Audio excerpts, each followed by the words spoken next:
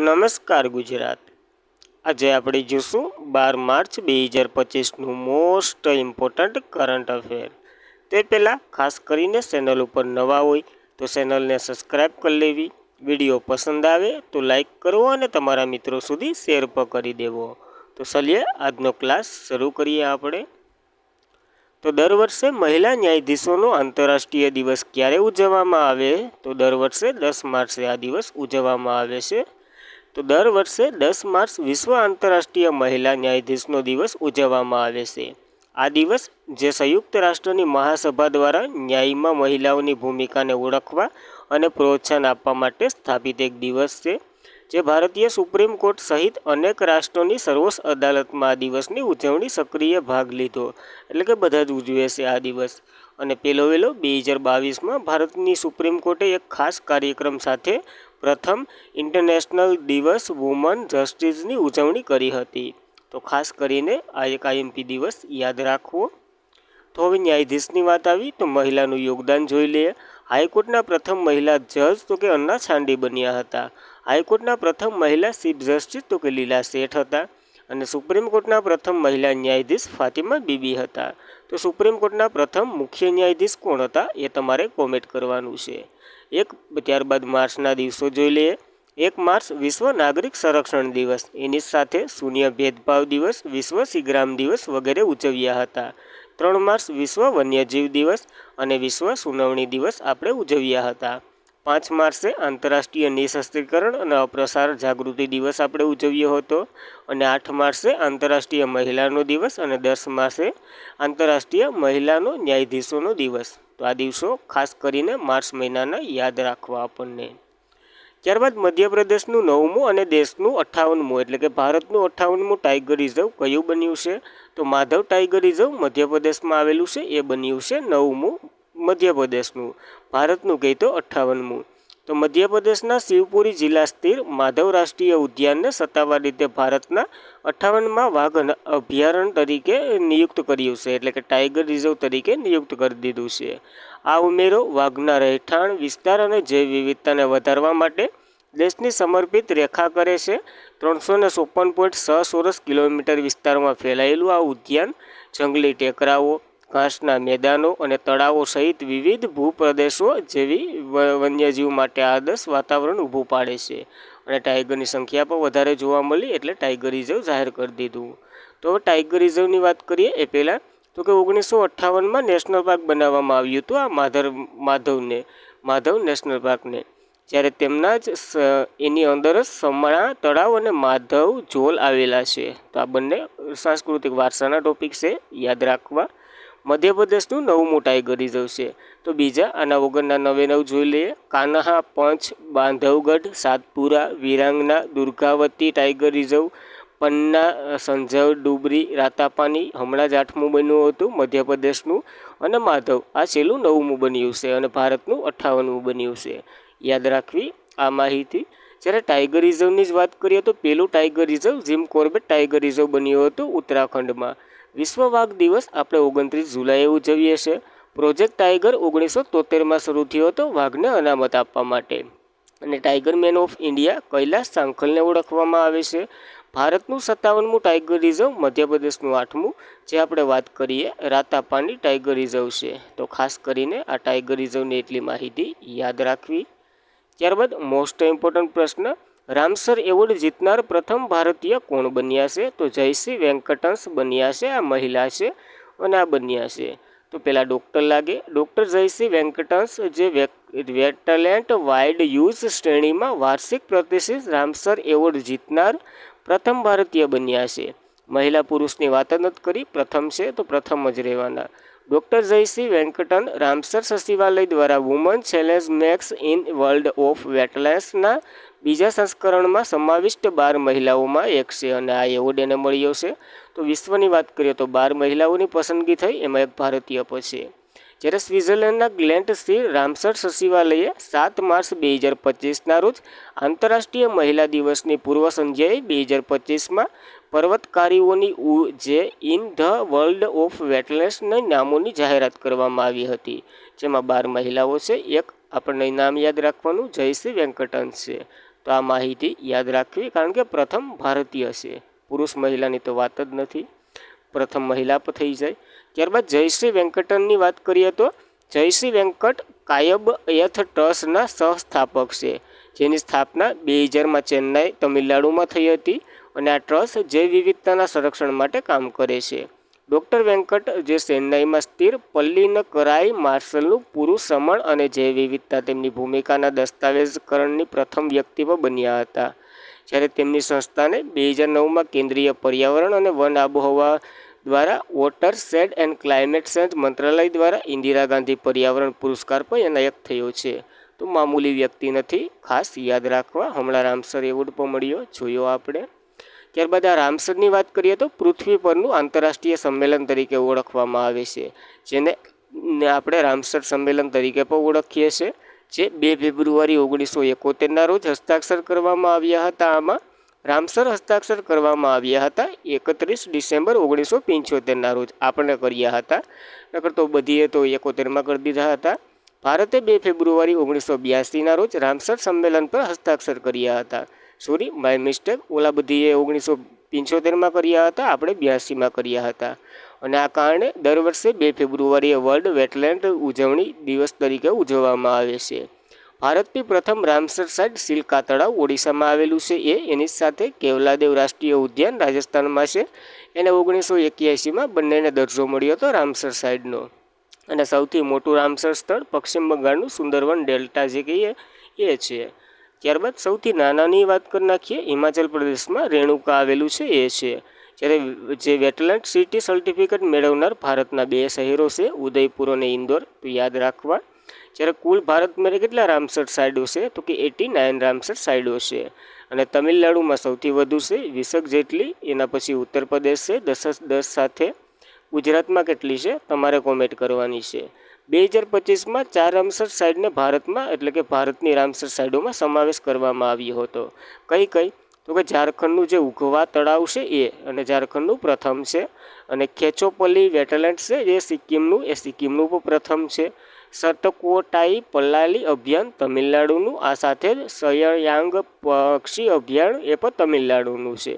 તો આ 4 નવી નકોરી છે, તો એને તો યાદ જ રાખવાની. રામસર સાઇટો 89 ટોટલ થઈ ગઈ ભારતમાં.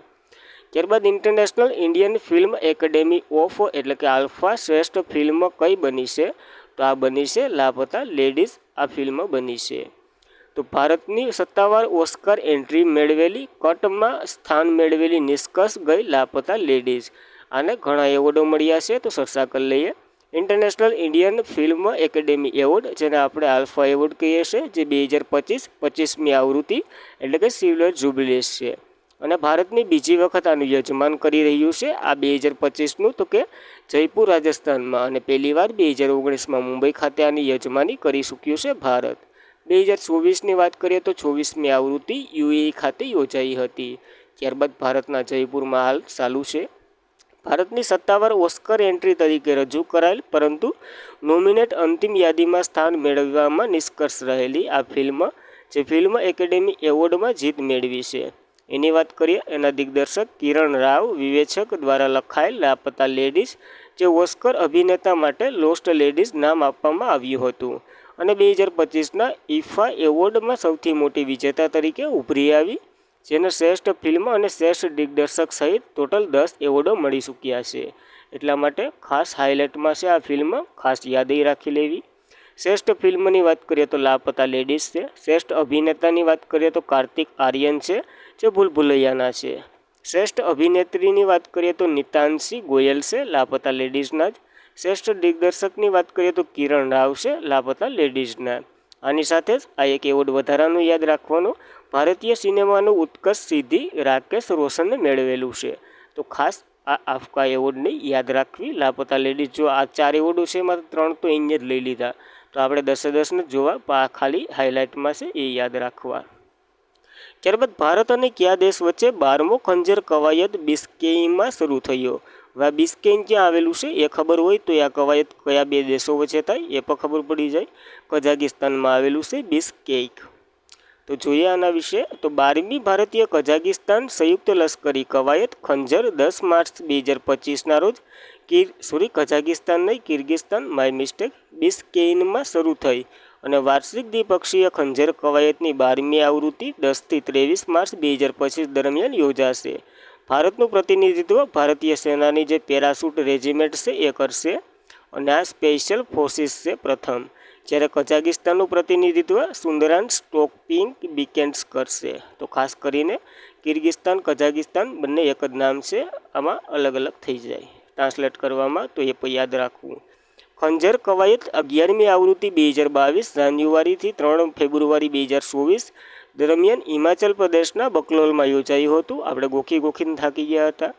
ખંજર કવાયતની પ્રથમ આવૃત્તિ ભારતીય સેના દ્વારા 2011માં થઈ હતી. ત્યારબાદ નરેન્દ્ર મોદીએ 2015માં એક દેશને આહવાન આપ્યું હતું કિર્ગિસ્તાનને, અન્ય મુલાકાત લીધી, એને સાઇન કરી.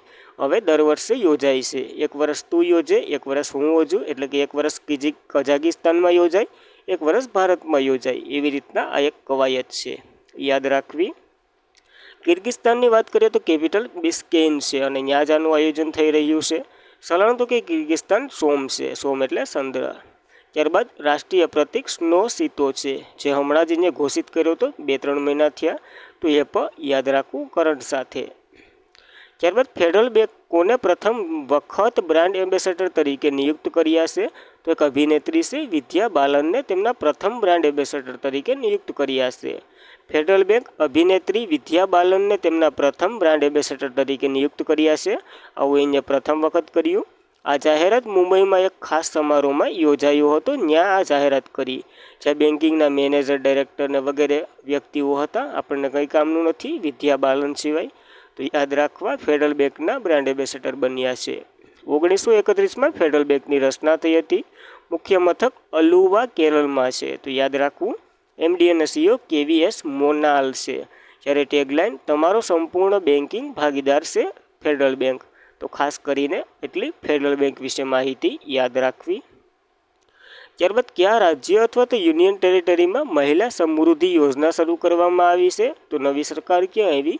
તો દિલ્હીમાં આવી. આપને છોડી અને ભાજપની સરકાર આવી, એને આ યોજના શરૂ કરી છે દિલ્હીમાં.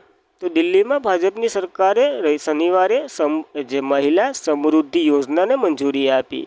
જે લાયક મહિલાઓને દર મહિને 2500 આપવામાં આવશે ખાતામાં અને 51,000 કરોડનું બજેટ 5100 કરોડનું બજેટ ફાળવવામાં આવ્યું છે. મુખ્યમંત્રી રેખા ગુપ્તાના નેતૃત્વમાં મળેલી કેબિનેટ જે બેઠક થઈ એમાં આ નિર્ણય લેવામાં આવ્યો. પેલો વેલો લાડવો આપી દીધો દિલ્હીને. હવે કોણ આનો લાભ લઈ શકે? તો ખાસ યાદ રાખવું, આર્થિક રૂપથી કમજોર જે અથવા તો નબળા વ્યક્તિઓ એટલે કે મહિલાઓ ભાગ લઈ શકશે. 18 વર્ષથી 60 વર્ષની અંદરની ઉંમર હોવી જોઈએ અને 3 લાખથી ઓછી વાર્ષિક આવક હોવી જોઈએ. એ બધીને આ ખાતામાં આવશે 2500 રૂપિયા. તો યાદ રાખવી. આવા જ કંઈક લાડવા આપ્યા હતા કેજરીવાલે, જે બગડી ગયા. તો દિલ્હીની વાત કરીએ તો મુખ્યમંત્રી રેખા ગુપ્તા છે અને ગવર્નર વિનય કુમાર સક્સેના છે. યાદ રાખવું, એક કેન્દ્ર શાસિત પ્રદેશ છે, તો જઈ લેવું. ત્યારબાદ તાજેતરમાં જ કયા રાજ્યમાં સાપસપ કૂટ ઉત્સવ ઉજવવામાં આવી રહ્યો છે? તો મિઝોરમમાં આ ઉત્સવ ઉજવવામાં આવી રહ્યો છે.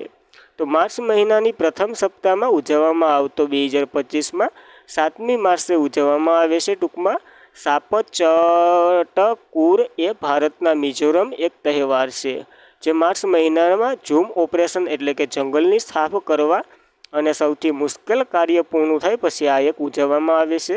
હવે ઝૂમ ખેતી એટલે હું એ મારે કહેવાની જરૂર નથી. જો જંગલો કાપી અને વાવણી કરે પછી 1-2 મહિના 1-2 વર્ષ પછી એ ફેલ થઈ જાય તો પાછા બીજી જગ્યાએ જંગલો કાપીને વાવેતર કરે. એવી રીતના ઝૂમ એટલે ભાગે જવાનું નાગે આવવાનું, એવી રીતના થાય.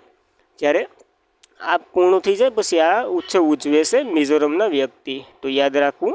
અને આ એક વસંત ઉત્સવ છે જે ખૂબ ઉલ્લાસ સાથે ઉજવવામાં આવે છે, મિઝોરમમાં ઉજવાય છે. યાદ રાખવું. આ સાથે સપચાર કૂટ મહોત્સવ અને એન્થરમ મહોત્સવ પણ મિઝોરમમાં ઉજવવામાં આવે છે.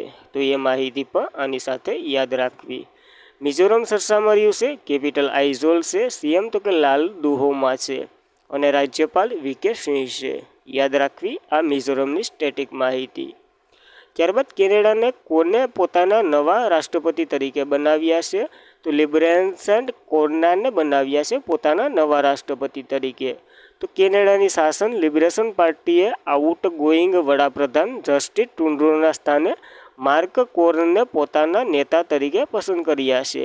અને બેંક ઓફ કેનેડા ભૂતપૂર્વ ગવર્નર રવિવારે લિબરેટ નેતૃત્વમાં મત જીતી ગયા, જે ટ્રુડોની સરકાર પડી ભાંગી, કારણ કે આમે અહીંયા કટોકટી અને યુનાઇટેડ સ્ટેટ્સનો જે વેપારી યુદ્ધની ગમણ ગોળ ને વગેરે હાલતું હતું, ઇન્ડિયાને ઘણું નુકસાન કર્યું હતું, તમને બધીને ખબર જ છે. તો હવે નવા રાષ્ટ્રપતિ આવ્યા, જોઈએ હવે ભારત માટે શું નવા સમાચાર છે. માર્ક કાર્નન આવ્યા છે, યાદ રાખવી આ માહિતી. કેનેડાની વાત કરીએ તો નોર્થ અમેરિકન કન્ટ્રી એક દેશ છે, કેપિટલ ઓટાવા છે. ચલણ તો કે કેનેડિયન ડોલર છે અને પીએમ માર્ક કાર્ન છે, યાદ રાખવી એટલે કેનેડાની માહિતી. ત્યારબાદ સરકારે હિન્દુસ્તાન પેટ્રોલિયમ કોર્પોરેશન લિમિટેડના સીએમડી તરીકે કોની નિમણૂક કરી છે? તો વિકાસ કૌશલની નિમણૂક કરવામાં આવી છે આ પદ માટે. તો સરકારે વિકાસ કૌશલને હિન્દુસ્તાન પેટ્રોલિયમ કોર્પોરેશન લિમિટેડના ચેરમેન અને મેનેજિંગ ડિરેક્ટર તરીકે 5 વર્ષ માટે કાર્યભાર માટે નિમ્યા છે. આ તો કે રજનીશ નારાયણનું સ્થાન લેશે. તેઓ રાજ્ય સંચાલિત ઓઇલ રિફાઇનરીના વડા બનનાર પ્રથમ ખાનગી ક્ષેત્રના એક્ઝિક્યુટિવ ડિરેક્ટર છે. તો ખાસ આ પોઈન્ટ યાદ રાખવો, પ્રથમ છે અને વિકાસ કૌશલ એનું નામ છે. હિન્દુસ્તાન પેટ્રોલિયમ કોર્પોરેશન લિમિટેડના સીએમડી બન્યા છે. એની વાત કરી લઈએ. હિન્દુસ્તાન પેટ્રોલિયમ કોર્પોરેશન લિમિટેડ, જેની રચના 1952માં થઈ હતી, મુખ્ય મથક મુંબઈમાં છે. ખાસ એટલી જ માહિતી યાદ રાખવાની છે આના વિશે. અને આજના માટે એટલું જ હતું. ખાસ કરીને મિત્રો, વિડીયો પસંદ આવે તો બીજાને કહું, ન પસંદ આવે તો અમને કહું. કંઈ સુધારા હોય તો કોમેન્ટ બોક્સ ખાલી જ છે, પર્સનલી મેસેજ પર કરી શકો. ટેલિગ્રામ ચેનલમાં જોઈન્ટ થઈ જાઓ પીડીએફ અને સ્ટડી મટીરિયલ માટે. અને આજના માટે એટલું જ હતું. Thank you for watching this video. જય હિન્દ, જય ભારત. આવી જ રીતે મળતા રહેશું.